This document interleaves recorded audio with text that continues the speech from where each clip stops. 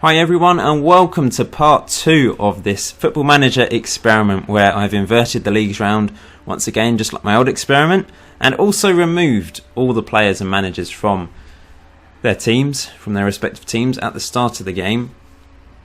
So that's the twist in this series anyway. So I hope you enjoyed part 1. Thank you for all the support on that if you enjoyed it. Once again, please leave a like on this video if you enjoy this episode as well, if you enjoy part 2, and I'll try and get part 3 out as soon as possible. So today I'm going to be going 1 year once again, so we're up to June 2016. In episode 3, in part 3, I will probably go 2 seasons ahead and just increase it over time. But the early stages, people we're interested in all the details, see what's happening early on, and then we'll increase the years as we go through the series. So like usual, we're going to start in the Conference South. Now, will teams have spent money this time around now that, financial fair play out the way after that first season of having no players? That really screwed the game over. It was really interesting to see, but maybe teams have spent a bit of money now. So Tottenham went up as champions, 112 points. Very, very easy for them. Southampton second, QPR third. Palace went up in the playoffs though, beating the likes of Southampton, QPR and Fulham to get there. Dulwich, Cambridge, the other Cambridge team, and Bognor Regis going straight back down after coming up from the division below. And Dorchester did survive. Now next episode we'll be able to see if the teams that originally went down have come back up from the depths of English football. So Crawley Yeovil, who came down from the division above, did struggle, but they did survive. Very few points down here, as you can see. Bognor Regis though, 8 points. That's the same as Aston Villa last year, so that's an achievement, I would say. But these teams, very few points, meaning that from 16th upwards they've got a respectable number of points. West Ham, the lowest real life Premier League team though, with only 52 points. No teams went into administration by the looks of it though. It usually says down here if there is. Top scorers Mason Bennett for Palace, 27 goals, and then Sam Vokes for Swansea, then a couple of Tottenham players with the likes of Berahino and Sturridge up front. You'd expect to get promoted from this, and they did. Aaron Creswell was top average rating for Tottenham, and he's got 1 England cap now. Thomas Carroll was top assist for QPR. Let's look at the transfers then and see what sort of money has been flying around. A lot more money now, as you would expect, although that's... Oh, it must have been because McGoldrick must have moved at the end of last season. That was the money that we saw. Lewis Grabban, QPR to Man City, 7 million. And we saw Max Clayton last time around. But all this other money has been spent since then. Yeah, a lot more money being spent in these divisions. Some obviously going up. Some moving between the South and the North Conference. Manager movements. Let's have a look at some of these names. Billy Davies sacked by West Ham. Brian Little left Crawley and came David Holdsworth. Let's go up to the Conference North then, which was won by Newcastle, 108 points. Everton missing out with 98. West Brom going up in the playoffs though, beating the likes of Norwich and Man City. Man City missing out once again. What's happened to them? Zinedine Zidane is in charge of Man City this time around. They've got okay finances. Who's in charge? Still the Arabic guys, from United Arab Emirates. But the finances are only okay. Maybe they spent a bit of money and struggled. Let's see. They spent 86.6 million and they still didn't go up from the Conference North. They've got James Wilson coming from Newcastle. So much money being spent. That is ridiculous. And they still didn't get promoted. That is poor. But then maybe the other team spent even more. Let's look at Newcastle. What did they spend to get promoted? They've got Roberto Martinez in charge. Fraser Forster's their key player now. Let's look at there. They spent 10.1 million and sold more than what they spent. So they've done very well to go up. Let's look at their squad quickly. And just look at selection info to see top scorers and that sort of thing. 21 goals. Jandre Selvey was top. 55 games he played as well. That's a crazy number of games. Josh Murphy also got quite a few. Adam Lafondra's in there. Average rating wise. John Flanagan top for Newcastle United. This has really mixed everything up. It is brilliant, isn't it? I hope you enjoy this. Once again, I've put the Steam Workshop file in the description below, so check that out, download it, play on this save, play on this database. That would be great. So top scorer once again was Chris O'Grady. I swear he scored 33 goals last year as well. That is crazy. 33 league goals, 2 seasons in a row, 40 goals in all competitions for Everton. He has been on fire. Wow. John Flanagan top assists and average rating. Let's go up to the Conference Premier then, which was won by Chelsea. But look at those top 4 teams. They really bombed it, didn't they? And Arsenal were the team that managed to go up via the playoffs, beating Man United, Liverpool and Rotherham to go up. Imagine if Rotherham had gone up. That would have been brilliant. So, Troy Deeney, top scorer once again for Chelsea, 36 goals. And Danny Ings with 34. Harry Kane, 31 for Man United. And Tom Ince, 30 for Chelsea. They scored 170 goals. That is incredible. 14 goals against Dagenham and Redbridge across 2 games, who were relegated for the 2nd season in a row. They have been blitzed. Poor old Dagenham and Redbridge. Not going well for them. Port Vale, Scunthorpe and Fleetwood also going down. As you'd expect those teams to be top, they've got money to spend now, I guess. Let's look at the transfers from this division in the conference. We've seen that one for about 5 times now. Ashley Barnes going from Arsenal to Newcastle. But let's look at Chelsea, see how much they spent. They've got Ronald Koeman in charge. And they only spent 6.25 million. They signed the Real Madrid guy, Illaramendi. I think that's how you pronounce it. But he was actually playing for Castilla at the time in their reserves. So they didn't spend much money and still, just about won the conference.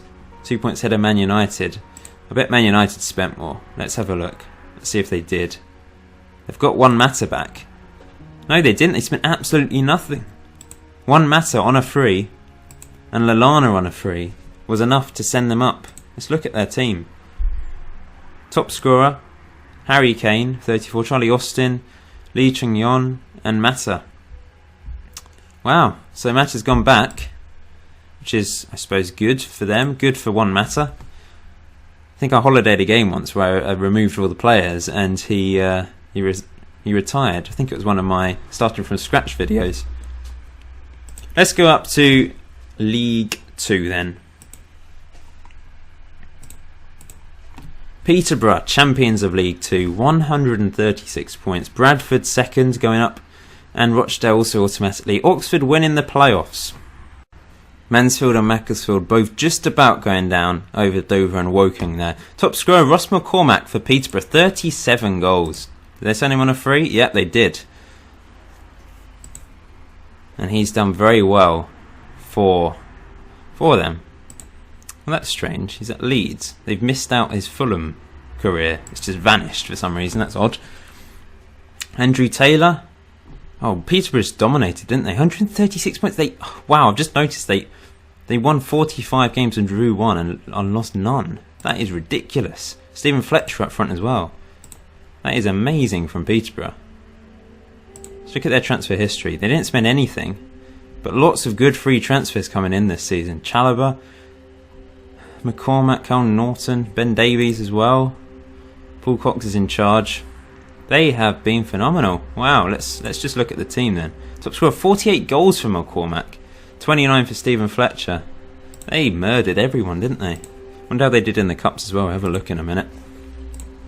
Okay, let's go up to League 1, which was won by Shrewsbury.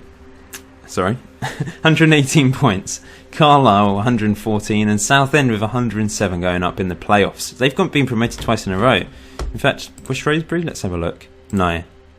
Or were they? Wait. That was last season. Yeah, they have been. They've gone up twice in a row, haven't they? With Carlisle? Yeah, and Carlisle. And Southend too. Third last year in League 2. Going up in the playoffs this year in League 1. So those 3 teams going up. Cambridge have got stuck. They went up a couple of seasons in a row last time in the last experiment. Nuneaton, Altrincham, Southport and Hednesford going down from League 1. Don't know if they were the teams that also went down from No, Nuneaton were already in that division, weren't they? So top scorer Dan Holman, 23 goals. Gareth Willem, top average rating for Carlisle. And Luke Joyce, top assists for Shrewsbury. Let's go up to the Championship then. So Bristol Rovers going up for the second time in a row. They've done a Peterborough, 45 wins, 1 draw. They've gone up twice in a row, 136 points, 151 goals. Wrexham also going up with them automatically, and Tamworth going up in the playoffs. Lots of teams. Look, Grimsby, 91 points. You'd expect to get automatically promoted from the Championship with that many points. But Concord Rangers going down for a second season in a row. Boston United and Gainsborough going down. See how Hayes and Yedding, 53 points, mid-table. North Ferriby, 54. Hemel Hempstead went down last season. 9th, steady season in the Championship. Bristol Rovers have the top 3 goal scorers. They have all the average ratings filled up. They have blitzed it. They've been amazing. So well done to Bristol Rovers. Obviously in real life they've had a bit of a decline in the last few years. But they're up to the Premier League on this save. So any Bristol Rovers fans out there, well done. Sure you'll enjoy watching this, if you especially can keep going. Actually, we'll quickly look at the transfers. I've just showed you a sneak preview there. Just look at the transfers. See if they've been spending any money. Yeah, there's been a bit of money spent.